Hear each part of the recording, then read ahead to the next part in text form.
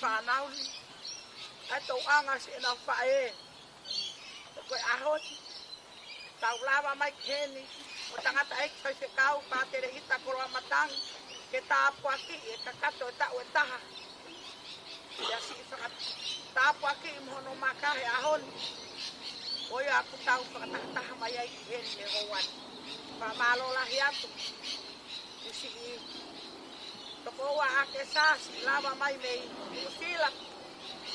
Moe whanau moe hoa ke tau whakataha heni. E rion. Taritari loto pia kotoa ki mo tolu e hoa tahan. Ke tau whaia whakamanat. O si kakato e tau e taha o i whae. Sita koeni o kune toka ake sa toki. Malo patere.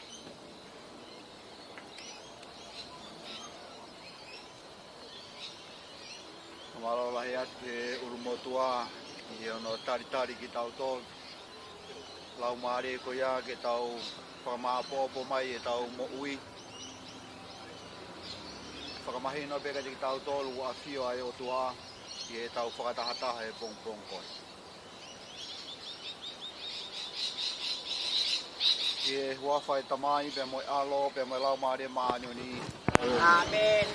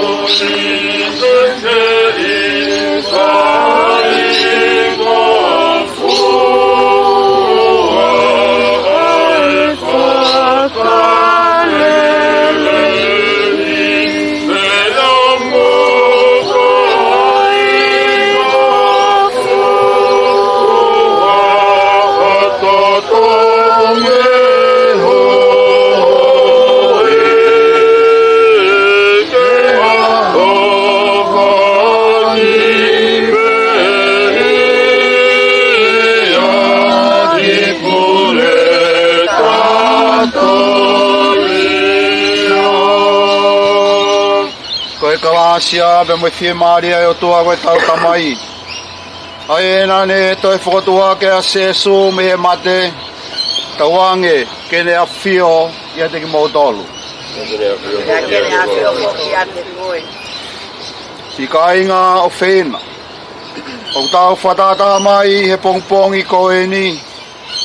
Ko hui ke tahu fekinai si fae koen ko koi. Kau ngā whanonga I e tui ko ake sa toki. I he sino kune mālolo ai I he whaitokan. Ka I he lau maari e kune laka tu mbehe mate ki he moui. Aia kune whakataha ai mono eiki ko seso. Ko eiki ana pe kia pe ane toi tō ki ha moui whaou. Ia te ia.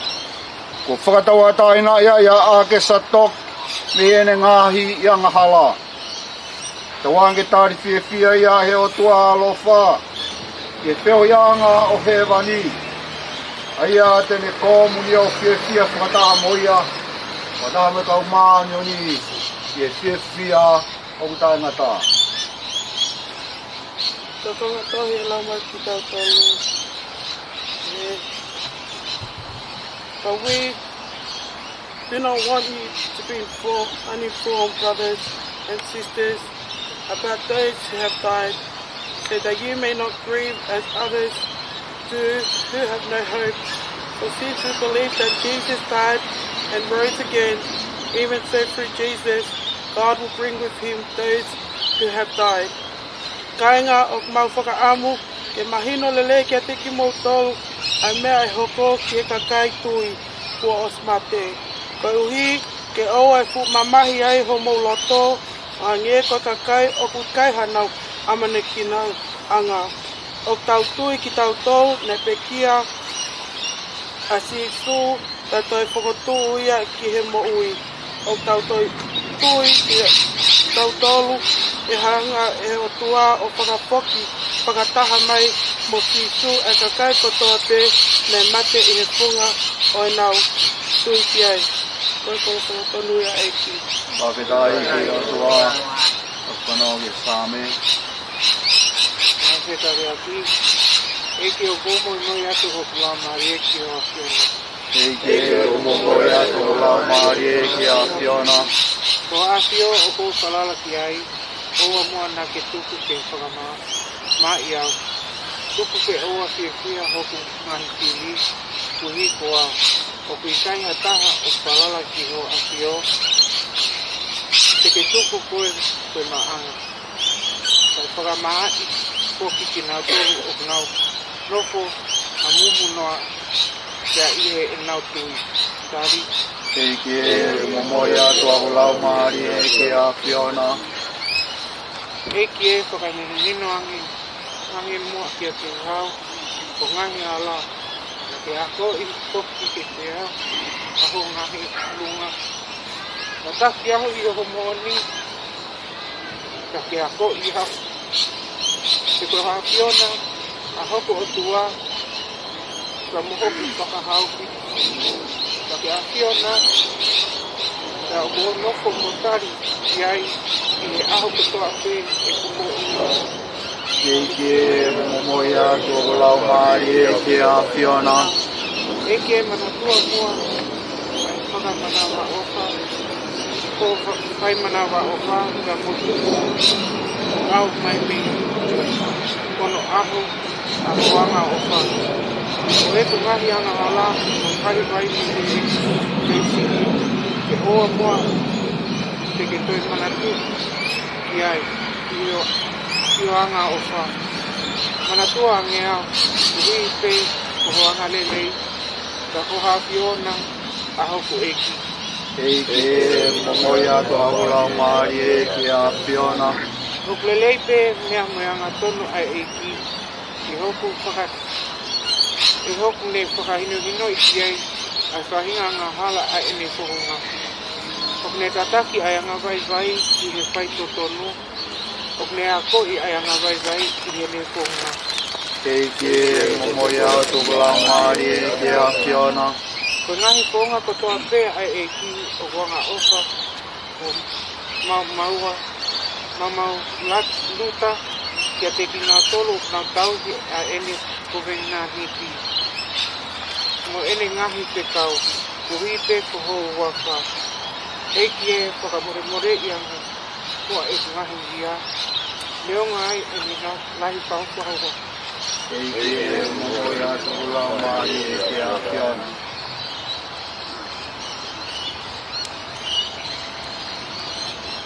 Tau whatataha mai he pongpongi koe ni ko hi ko e tau tui. Tau tui ko e mo ui. Pe iai e mate. Pe iai e mo ui. Pe koe uhi ngā ia o e tau whakatahataha mai he pongpong ko e ni o ikai ko e mate. Ka koe uhi ko e mo ui. Tau fia pe i he tau manatu. Mo ui ko ia a ake sa toki. Na ea i hono tare ni ti whakaofa. Panane whaito tonu pe ki he mea aofa ko ia na e oangi ki ai e he otua. Ka e whakawheta. Nane tauhui pe. Ai tumutumu o i ofa e otua ko i tui ki a te ia. O au pe ke ngataanga o ene mo ui. Tau whanau ke ai wholofola na e lau ma ki tau tolu he pongpongini. Koe tau whakatahataha mai, koe uhi, koe tui. Ia te ki tau tolu ai kakai. Nau hiki atu lolotonga nau kei mau ai tui ko ia. Ki he o toa. Nai pe kia e pato e to. Ko e matapa ia. Ki he kakai tui. Ai ku makatunga e tau hen. Kai ke u ke whakahala ki ho tau ongo he koe tangata mo e whine tōnou nou pe ki tau tolu mo ngataanga. Kai uho honga. Oi whanonga pehe mai a ake sa toki he na mo ui. Nā kai peke ne oange ha whainga maari e wao ki whakaosi o e ne mo ui. Ki hanga he maamani ko e ni. O kai haasia ia e tui na e whaki e iki ki a te ia. Ai ku makatunga e tau heni. Ki he pongpongi.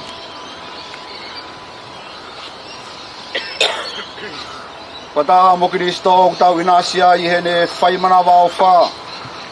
Mo ne ngā ue whakamoi hono katoa pe. Ki tau kau whakataha. Tau hanga ki e tau tamai o toa. Lotu whakataha e lotu koe na ne omi ka te ki tau tolo e ka tai tui.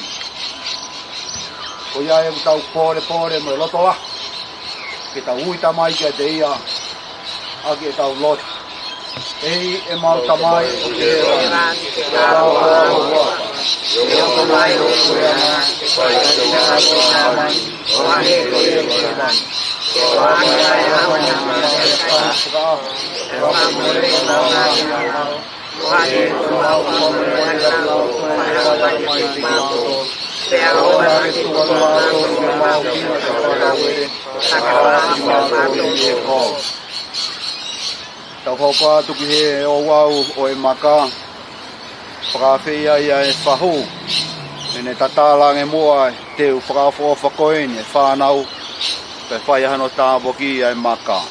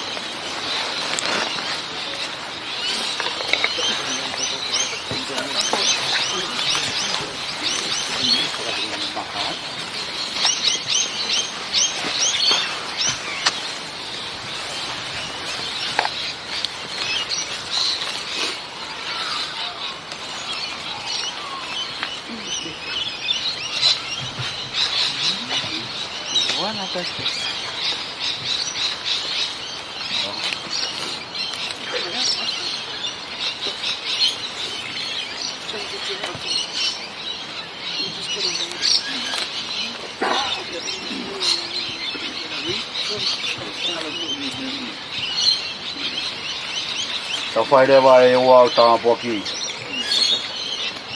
E o toa maf. I he whunga o whai mana wau wha ku mālolo ai ho mau kāinga ko peki a i he whē maari e pia mo e nonga. Tāpoki ange mua ai maka ko e ni. Ai au ko mau whakatoka ko e mālolo anga o ake sa tok. Tawangkeri nā se moe tai ngata. Takene kau ngā whia whakatahai mo kau maanioni o tai ngata. Mau kore na hufanga ia Jesu Kristo ko alo ka ko mau eiki. Amen.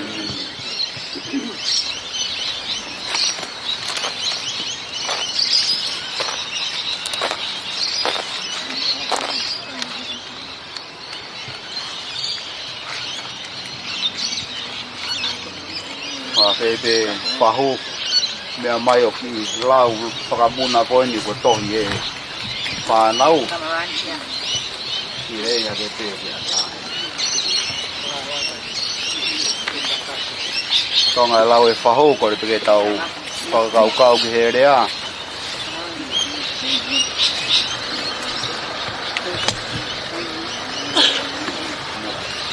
kai The bottom one. Oh, the front one.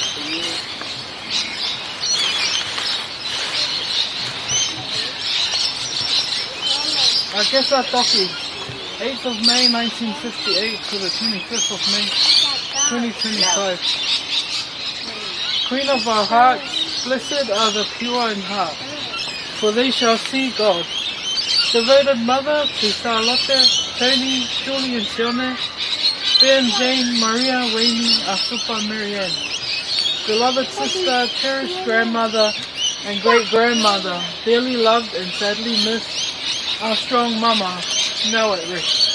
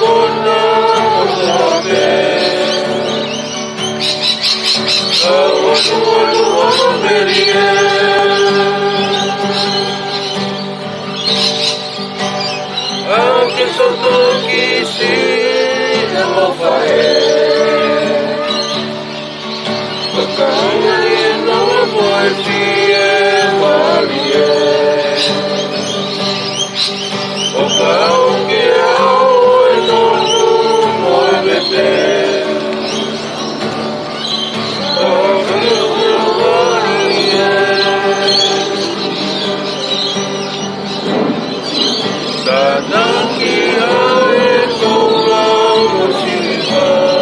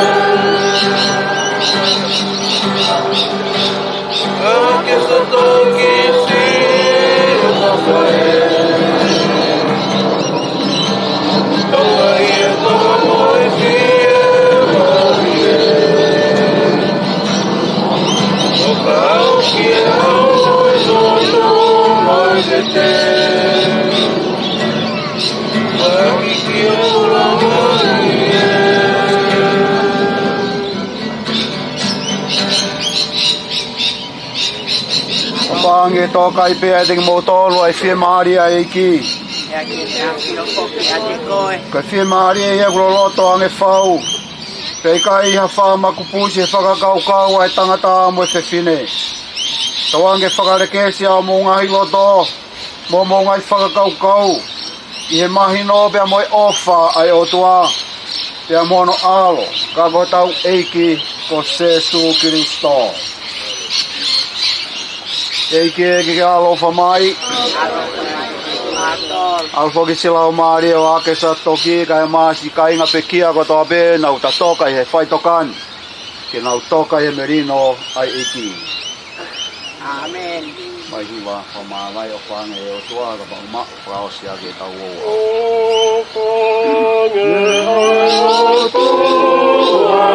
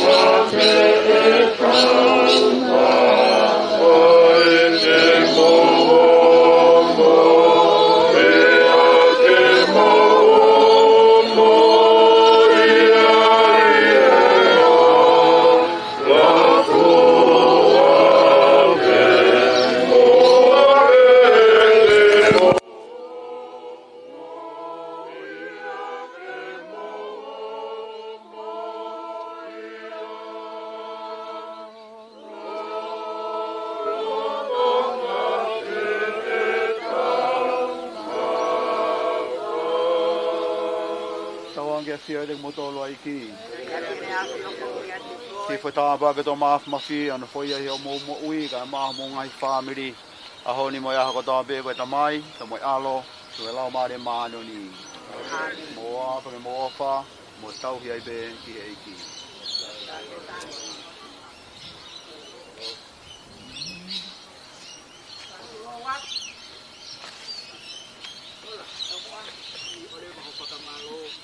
Kalama, tata kite, mama pulo kalama.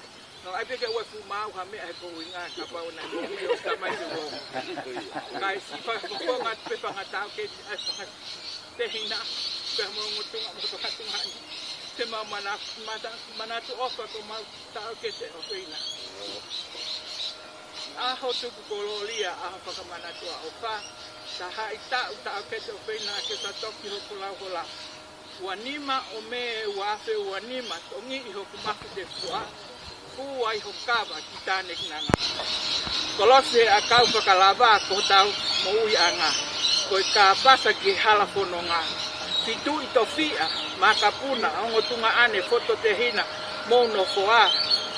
Tau tokse i loaki ke kolo ta ingata. Eiki ke tapuaki, si tau ke te ofa. Kone toka he mesi ai otua. Manatu ofa, whakalau lau lotoa, ko ngahi to onga whakangalu ngataa. Mapaki e wha, kai kei alaha hono tuu anga, e lau i to'u tangata. Si famili, owa te mo mamahi i koe pule ai langi. Fua kolosi pia mui mai. Ko se esu koe hala mo oni mo ui. Ke tau whakataha ai ki he langi o whakawheau ki he tamai. Alua, si tau ke te ofa. He ikai ngalo si ofofonga mali, mataka inga, ofa, ngā ue mateaki osi ki a velenga. Ko tukutala ia ki he toi ngā. So saya, a sena, Marion, tupotua, movete te maleti toki.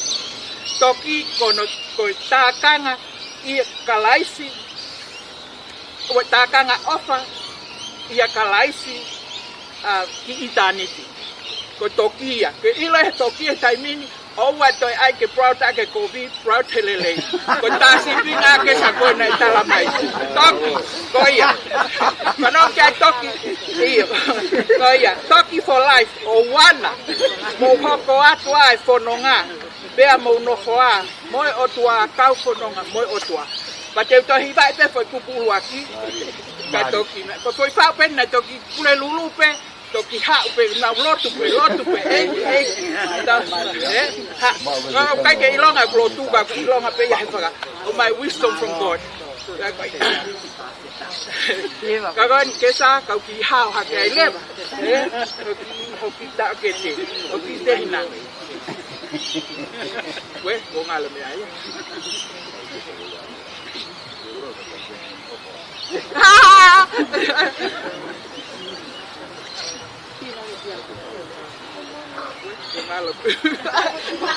Ko Maria foi fa uia ia ka ko ngale foi ai foi tiba. Tiba para kai. Ai tok mana di Europa tok tiba tu. Thank you. Propose by me. Kai get koi from the heart. Kai ka behenda to sio ka pepa pe hame. Koi o atu pe mo kloto e ku tau hi ko ku tau te ko ku ta kete. Oh iya, level of fata kimoto kai. Halo. Satu lo watu. Tomo kalau sa more atu ke tahine fau. Ke loi pe ko motua. Ke te manatu I habe aia. Satu lo watu tahine freunga. Na ko ke pehe ko se vare loi. Kai ke sakata ke te ko e si me mama mai ni la. Ko more ya. Kamu mube, kalau sini kau ini, kalau sini nak cehaya nak cehaya tongan. Sini ni apa ni hang apa cehaya I matanga. Tak ada celau ke kita matanga ni, ke kau ni ke kita. Kalau sini kau family. Kalau aku lava mai tonga ane, kau fanau mai nusi lava mai kau toko kau family kau toa. Kau mau kakak toheni akesa. Porque essa toki na ne very proud aki a toki. Kako hingo e mau kui ko toki u kamea. Ka proud pe a kesa ke ui ko toki. Kako ahoni a kesa ko ke toka. Talu ho pe kia au ke ahoni patere. Kuero fo pe de ki fana o fe tong matala ya kau pe ta kakato ko ni taha. Ko tenga na ke to ko ofa. Ya ku mama hi ofa na u he ofa. Langa na fatu he mama e boko e fa e ofa. Ko ahoni. Ko kakato ho ta u taha ko makamai re ya ho toka e pai tokani. Kai pe ngalo so ki fa na u. Si ofa fonga. Ko ngawe na ke to. Pai nga tau pai nga fu na ke tau hi pe fa na u. Hange pe ha. Si weri ko mo wiso ki panau. Ka amu hangi o sa amu ko puna. Aho ni ko ke toka. Kai ke to hela he akonaki. Lele pe o panau he ko to atau tu heni. Ko ha ko manatu ki o tau anga ya te nau tu. Panalo la ya tu panau. Ai ofa fae. Ka to se pe na fae mo tamai. Ato ko wa ko ni ya tek mo tolu. Pia nengo ne mamahi. Ko fanongo ke fola na talamai. He ho tani ke tau fanongo ki ai. Nengo ko mo mamae. Ka ai ke tau mamahi ai o ta ngata he kai o tau o tua. Pia ko wiloi pe au. Ko si o mo tau he whakalau noa ki si o mo whae he koe matai koloa. Whamalo lahi atu whamiri. Kau ngā mea kotoa a kesa koe whiwhine na e tau hi whereni. Where a whereni. Na koe ahoni kua ulawa mai. Ke tau hanga whakamana tua. Si ono maka mai re tau taha. Kai amuange hono siasi mo ene tau hi. Koe whiwhine na e lotu. Ne pehea ataha ia toonga a kesa ke au kakatoanga. Ene whahinga rea mo ene fie. Ka koe whiwhine na e mafu ofu. Whamoni ki ai. Ere tau him hono kai ngalo tu. A kesa toka e nonga mo fie marie. Ko pereni patere ita koloa matangi. Na ne hanga peo fai ho misa tuku ho kama tuku. Ahoni to elava mai peke tapu aki ho maka. Famalo atu patere. Famalo atu he mea kotoa. Famalo atu ke gaspreni wa kai nga ofa kotoa peku mo lava mai ke tau whakamoni. Ke ofa si whanau e whiwhineni. Tae hano tatau. Kamalo atu whanau. Ai tau ki kua mou whai si o mou whae. Kei ke ngalo ia te kumou tolu. Ai whana mea rerei ai whae koe ni ka te kumou tolu. Si o pia maamani he mea ko Facebook he aha kotoa si o mou o mai. Tau ki si o mou whae. Kamoni ki ai ofa na tō tenga rerei ai whae ka te kumou tolu. Whamalo lahi atu. Ke ofe fine se mau whae tangata ko ika mawhana toki. Si lusi ane. Malo e tuta whaaki mo e lava mai. Si o saia. Malo si o mo lava mai me inusila ka umaa. Merioni. Whamalo atu tupou he tuta whaaki hopa pa whae ke ki whanau. Nengo kua more a kesa. Kaku ke iheni pe se ne mo e whanau. Ke mo ui pe whae. Au e whae ka no pe whae. Whamalo lahi at au pito. Pai se kau. Malo au pito si o mo lava mai. Kia sia hokuloto he ahoni. Ko iroi. Ko ngalo si o pata mai o kuria. Ngalo mo himo au to maa. Whamalo lahi at au pito ofa. Si o mo lava mai. Kau sa ataha mo. Pai se kau ko e ni. Si o no kato ngai ahoni. Ko tama tupu e o kesa. Ka kato he no tawe taha. Whamalo atu e kumanatu mai ki o moa koe. Ko osa lahi at au pito ke pāmiri kotoa. Mo lava mai ahoni. E tau whakamana tua ki tokoua ko e ni. Ko tokoua mata ofa mata kainga. Kei ke ngaro kesa. Hala koe ki koini e na fiusati. Hala koe ki koini e na fiusati. Hala koe ki koini e na fiusati. Amaro lahi atu a kesa. Kei ke ngaro o samo ki whanau. Kai mi peko hau ai ki o loto whare mo fiusati. Kange ia hakawe ngaho tala ko whanau. Taki pāna mai, mai me wala maha whana sati. Nawa mi hangi ha whakaheke heka te maalu mau ka ke matoi whoki mai. Pamalo lahi atu whae. Ai tō tenga rerei na ake whai, ki ho whanau. Te ko whamare pe a kesa, ke toka he fie maari e. Te ko ho whanau eni, na hanga pe o ngahi koe hange peku ke mo ui. Se na tauhi ofa mai ke a te koe ke whai tokani. Ko ofa lahi atu au pito ka te kumou tolu hono katoa. Whamalo lahi atu au pito pātere. Langa haku mafuhe ofa. Pea ko ngalo e ngahi mea kotoia ne amanaki ke urea aki. Ka ko whawhetai peke eiki. Ofa lahi atu au pito ka te kumou tolu. Ka toki miti peke wharekai. Ofa atu, malo au pito revereva malanga ka tatau atu. Okay. Photo time.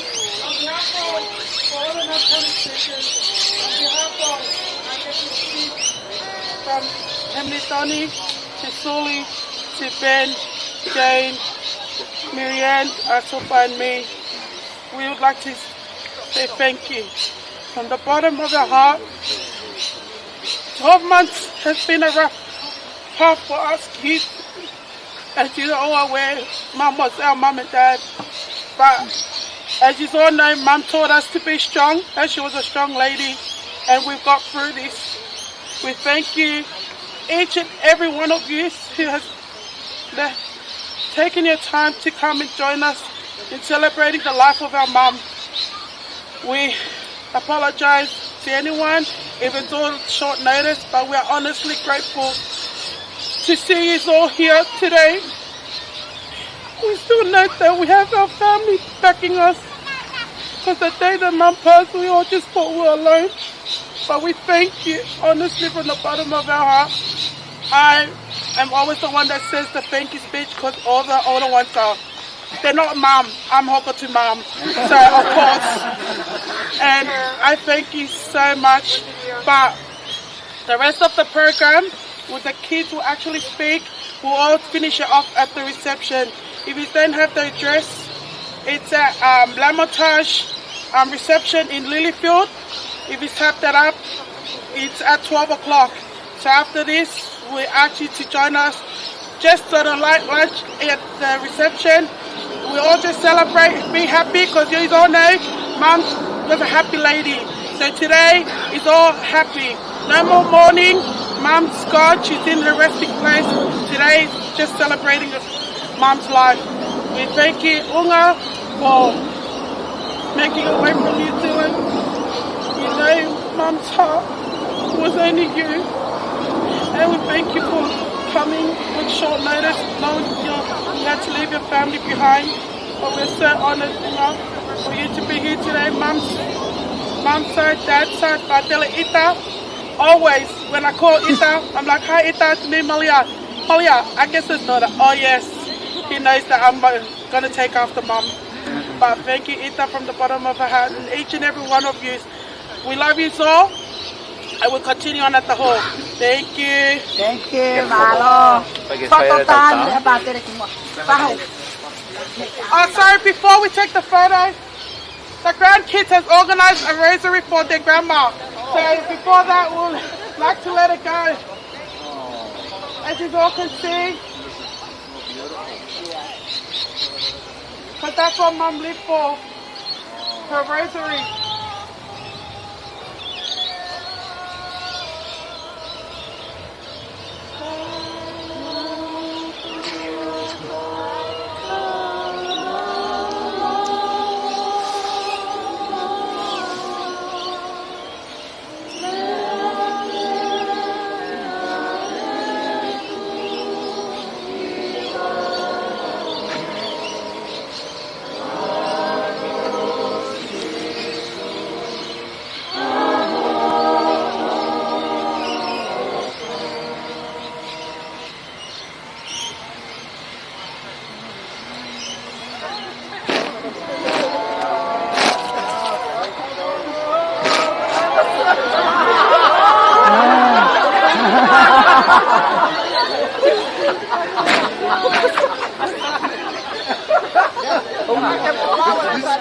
See, that's Mom.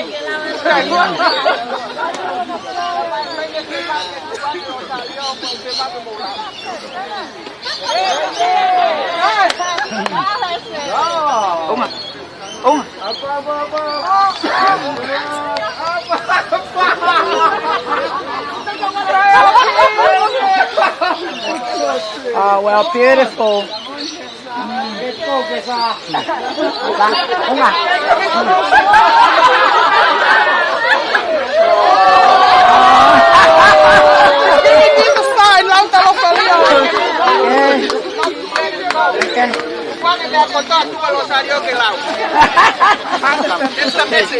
Okay, mamaya que foto tan con.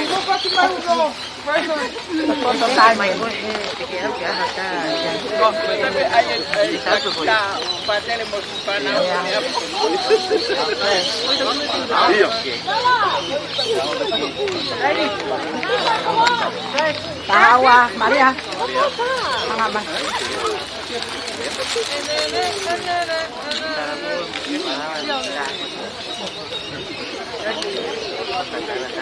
Mari, 1, 2, 3, smile.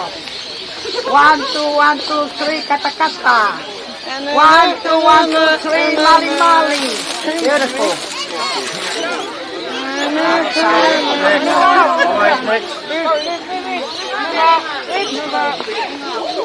Saya kata-kata sama sedikit. Kamu nih.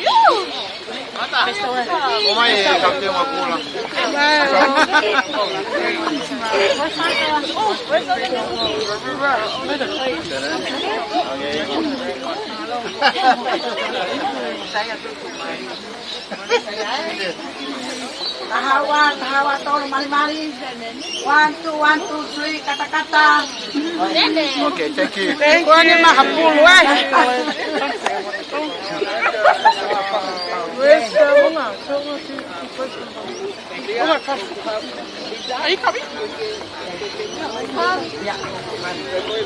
Apa pakai mata mawar? One, two, 3, mali. Beautiful. And I'm on a photo with me. I'm the first star. Okay. I tell her, did you and your husband have a photo with you? Oh, yeah.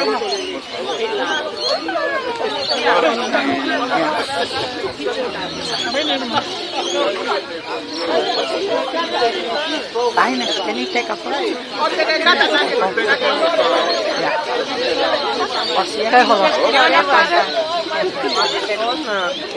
I'm not moving from here. It's me and the phone.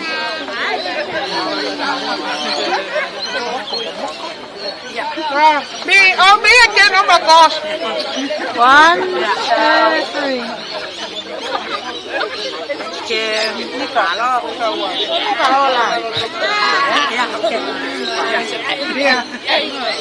Sorry.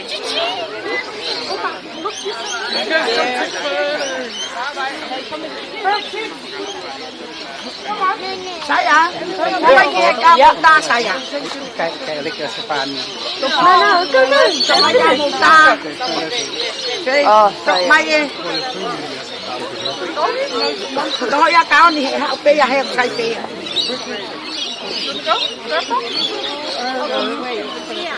Có bỏ luôn à, có làm có ta cái này.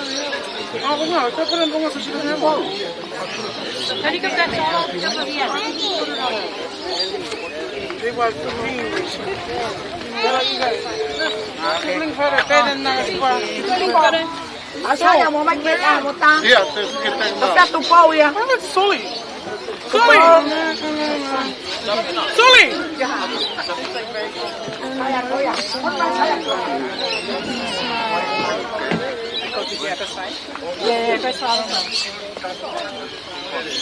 Tupau. ada pau. Uncle, where are you? Eh? Just wait till you back.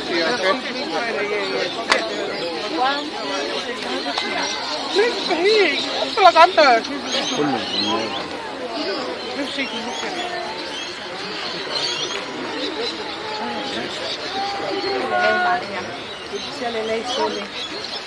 Tahawa. You got that photo? Yeah, did you get it? Must you take another one? That's the only photo I'm gonna be in.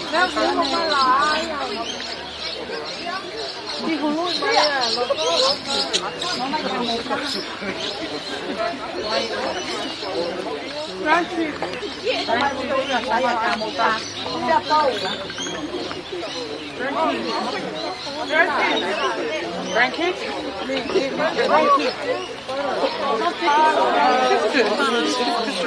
Where's Gordon? Where's Gordon? Hurry up! Don't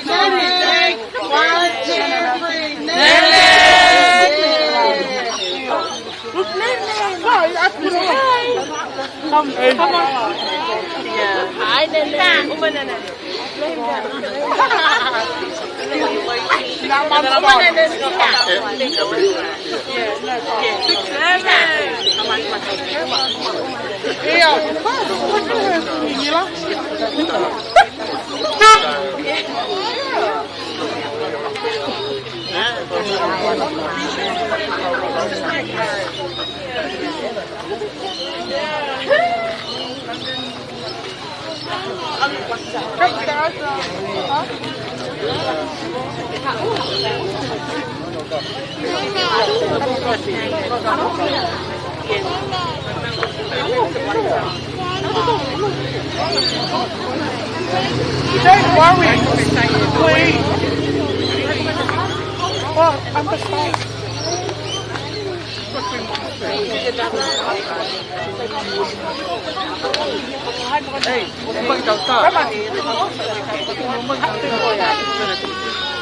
Follow. Here. Follow, no mind. Take it down your face. Take it back with your knee. Take it out. Cà phê chiều.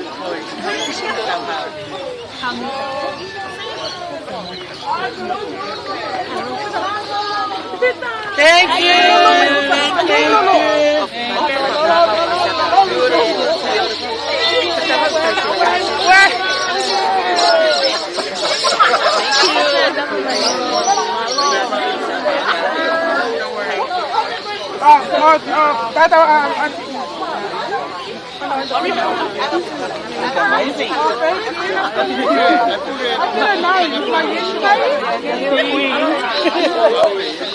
I just wake up like this.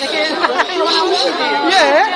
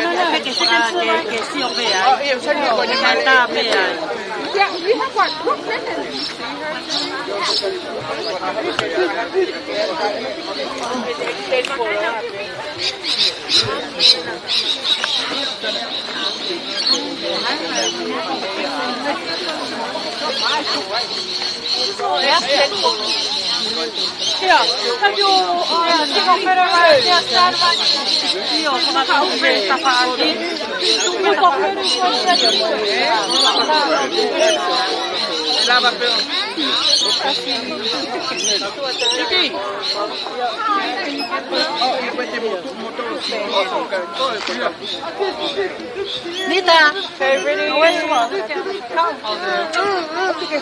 Okay. 3, 2, 1. Nice. Thank you.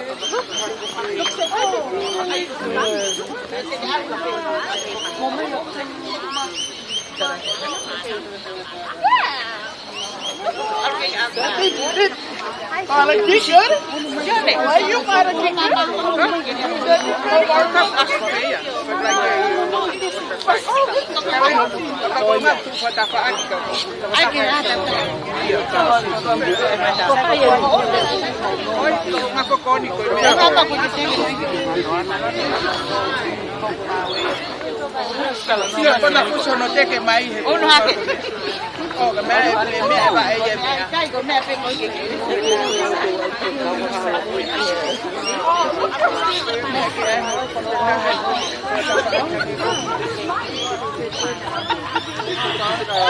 Kai hala puye.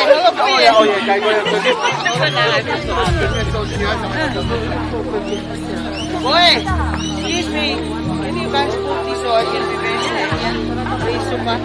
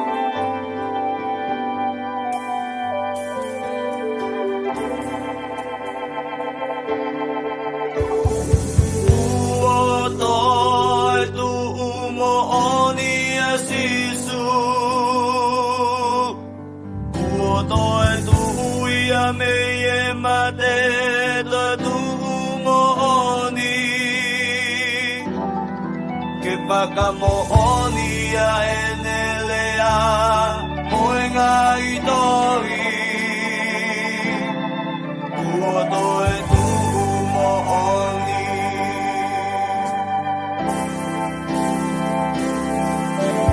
kua toe tuku mohoni as Isu kua toe tuku ia mea mate ta tuku mohoni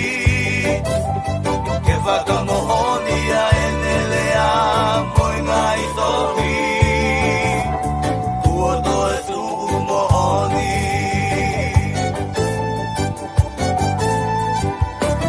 kua toe tuku mohoni as Isu kua toe tuku ia mea mate ta tuku mohoni e whakamohonia e nelea moe ngā itori kua toe tuku mohoni e mate ko pa'ago uhuna e mahitoka ko pa'aho ikuna e kua toe tuku as Isu kua toe tuku mohoni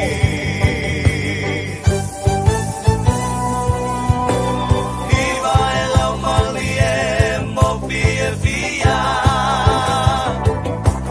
me e ie e nei kuna kua toe tuku as Isu kua toe tuku mohoni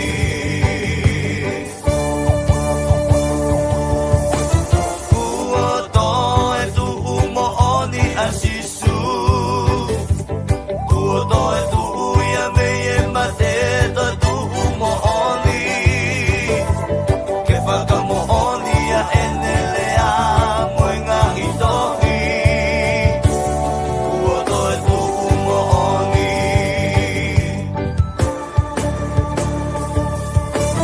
kua toe tuku mohoni as Isu kua toe tuku ia mea mate ta tuku mohoni ke whakamohonia e nelea moe ngā itori kua toe tuku mohoni e mate ko pa'aho uhuna e mahitoka ko pa'aho ikuna e kua toe tuku as Isu kua toe tuku mohoni mea ke hiwa he lau mali e mo pia pia me e ie e nei kuna kua toe tuku as Isu kua toe tuku mohoni e mate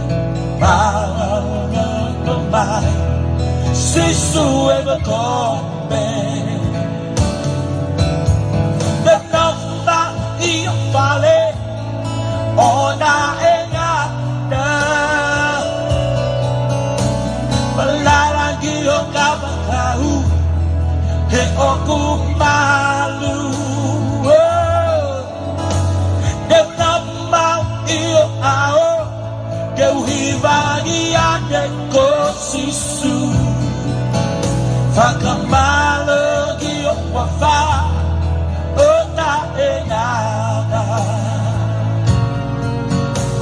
Neu no maui o whale o na e ngana Palalagi o kabakau he o kumalu Neu no maui o ao ke uhivagi ate ko sisu Whakamalogi o wawha o na e ngana Kege whanongo ma ki hoku leo Te tangi hia he ko te hoku loto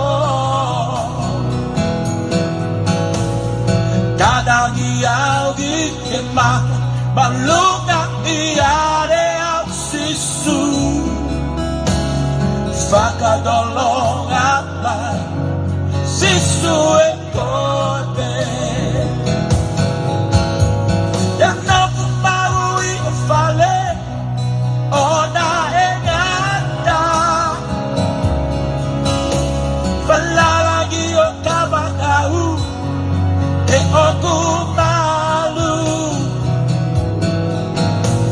Eu nomo maui ao Que uhivagi ate ko sisu Whakamalogi wawha o na e ngana